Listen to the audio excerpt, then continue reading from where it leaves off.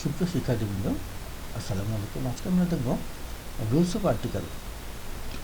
Spelling অর্থাৎ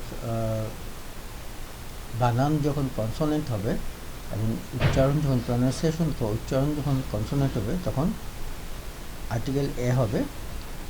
এ chair, এ table.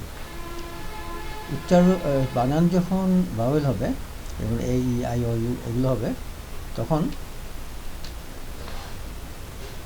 এবং pronunciation উচ্চারণ যখন ভাওয়েল হবে, বানানও ভাওয়েল উচ্চারণও ভাওয়েল, তখন আর্টিকেল হবে an. An apple, an orange, an animal. এখানে আমরা দেখি শব্দের প্রথমে এ আছে, এ ও এ এগুলো। এক্ষেত্রে আর্টিকেল হবে এন।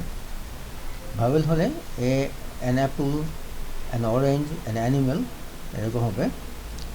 আর স্পেলিং অর্থাৎ বানান যদি ভাওয়েল হয় আর উচ্চারণ যদি ই ইউ অথবা ইউ হয় প্রনাউন্সিয়েশন, সেক্ষেত্রে আর্টিকেল হবে এ।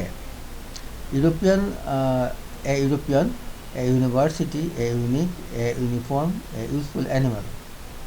আবার বানান যখন শব্দের প্রথমে এইচ থাকবে, যেমন এখানে হসপিটাল, হস্টেল, বানান এইচ থাকলো কিন্তু প্রনাউন্সিয়েশন উচ্চারণ ইফ প্রনাউন্সড, এখানে এইচের উচ্চারণ হচ্ছে, তাহলে আর্টিকেল হবে a. A hospital, a hostel, etcetera.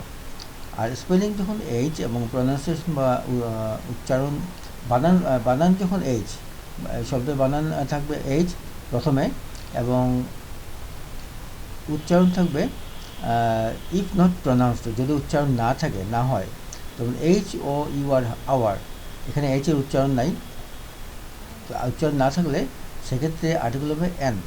An hour, an honest man, an honour, এরকম। আরেকটা নিয়ম হচ্ছে ওয়ান টাকা নোট, ওয়ান আইড ম্যান, এই ক্ষেত্রে সবসময় এ হবে।